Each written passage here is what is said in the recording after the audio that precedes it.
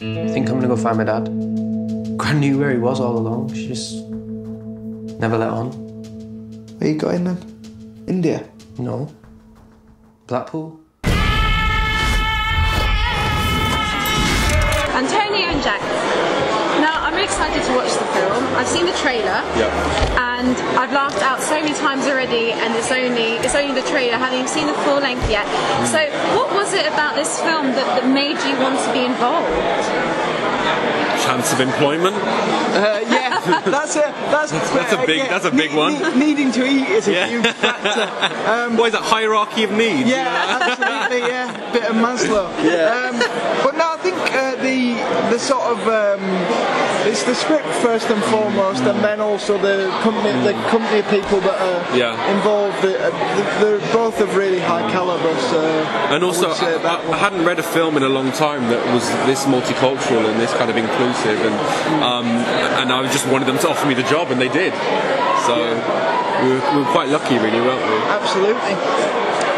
Historically speaking, in film, people have always loved a story of two brothers coming together, and we've seen it, in the theatre with the likes of Blood Brothers, which again is turning something quite tragic into humour. Do you think this is a theme that people just love to embrace and get to have their heartstrings pulled? Well, this is essentially, a buddy comedy about two brothers, and I feel like it is common, but at the same time, everyone can relate to it. Everyone usually has a sibling, and that relationship is something. That is an archetype that's big in the consciousness of the culture, I think, and people seem to really respond to that. Yeah. So if you've got Johnny Vegas in a wig as well as that timeless story, then you're onto a winner. Yeah, you do. I did love that kind of big, kind of retro wig thing. He chose that wig himself. Did he? Yeah. So essentially, he had a plethora of wigs to choose from, and he chose that one.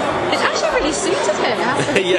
Absolutely. So, tell us a little bit about the characters you play. So your parents were literally eaten by lions, and you're on a quest to find out who your real dad is. Yeah. So I play Omar, and Omar is this 18-year-old kid, and he's kind of going through a crisis of identity where he's trying to figure out his place in the world.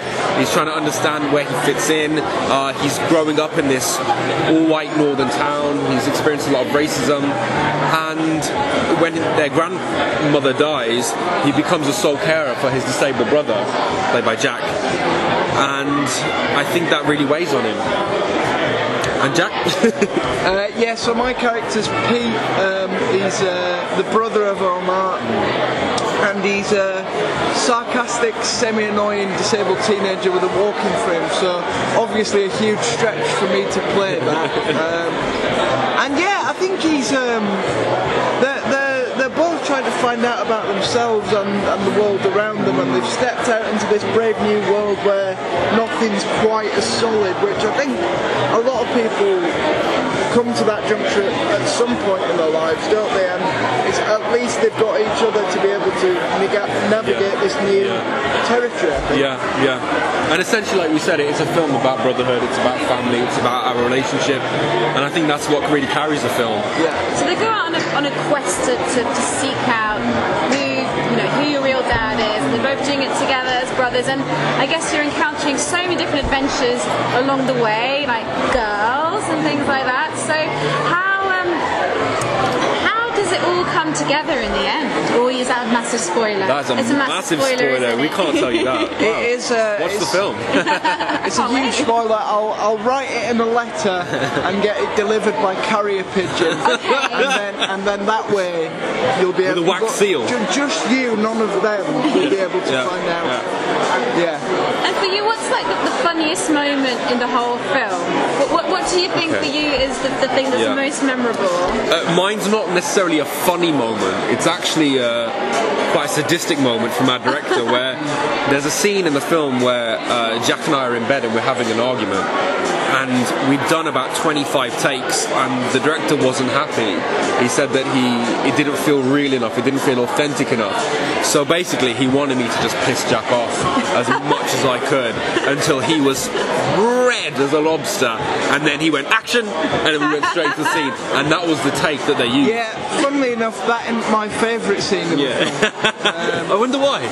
Yeah, I don't know. I like the bit where I'm in bed with Vegas and you come in. A lot of bed going. There is a lot of bed. And you got bed bugs. Yeah, absolutely. Yes, I did indeed. Me and Johnny Vegas in a scruffy B&B, which gave me bed bugs actually. In what? In real life? In real life, Yeah. Wow, that's method acting.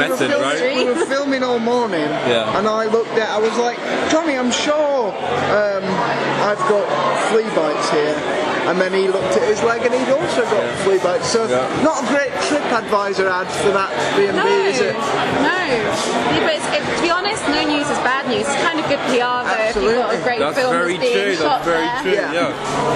So, what do you think people will take away from this film? It's, you've blended quite serious topics with good humour and made it so accessible to everybody. What do you want people to take away?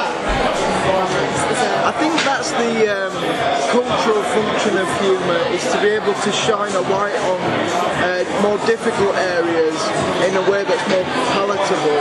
And I think first and foremost you want people to have a laugh, but then also on the drive home you want them to be able to stop and think for a second and go, actually I've learned some things about the commonalities that we all share rather than what divides us, the importance of family and the importance of looking after one another, and they're like the key things in this film. And I get my arse out, so that's a fantastic deal. It's a way to sell the movie, right? Yeah. That's one thing people will take away. Absolutely, definitely. And what would you like? Well, it's just really progressive, isn't it? And I just think it's quite timely that we have a film out that's promoting inclusivity and multiculturalism and interracial relationships and LGBTQ rights, etc.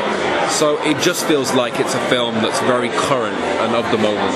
It seems like the way that it's been done is the way that's accessible, it's not preaching, it's just there in a way that makes it fun and light-hearted for everybody. Well, I think that's the way to represent these things going forward, because the representation of diverse issues is still pretty much in its infancy, but as we go forward I think the way to represent these issues properly will be to ignore them to a large extent and just let them be and not make a big show of things, which is what Jay I think has done with this movie.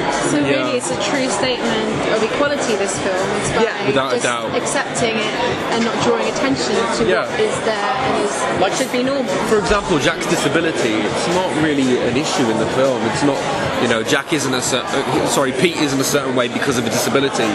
He just is a disabled kid. The fact that we're not shining a light on it in a kind of like a way where we're virtue signalling. I think that's important because there's a lot in media. There's a lot of if there's a disabled character on a show, the whole thing is about them being disabled. Whereas here it seems like an afterthought. Like when you meet me, you just forget about the disability.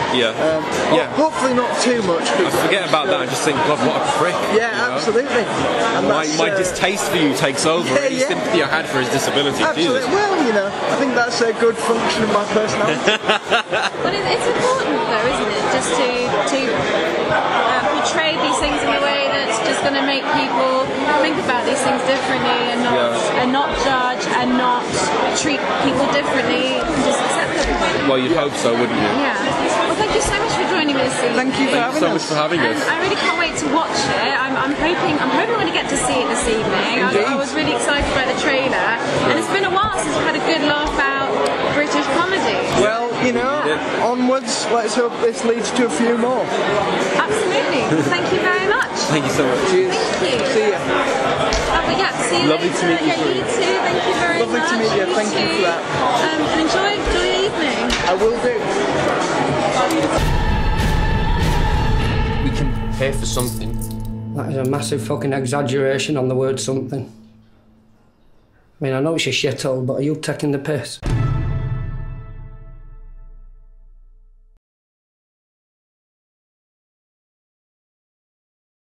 Thank you for watching The Fan Carpet. If you like this video, be sure to click that thumbs up button at the bottom of your screen. And also be sure to subscribe to the Fan Carpet YouTube channels. They're absolutely free and so much fun too. Be sure to check out the official website, thefancarpet.com. Also, you can follow us on Facebook, Twitter, and Instagram to stay up to date with reviews, competitions, the latest news, and so much more.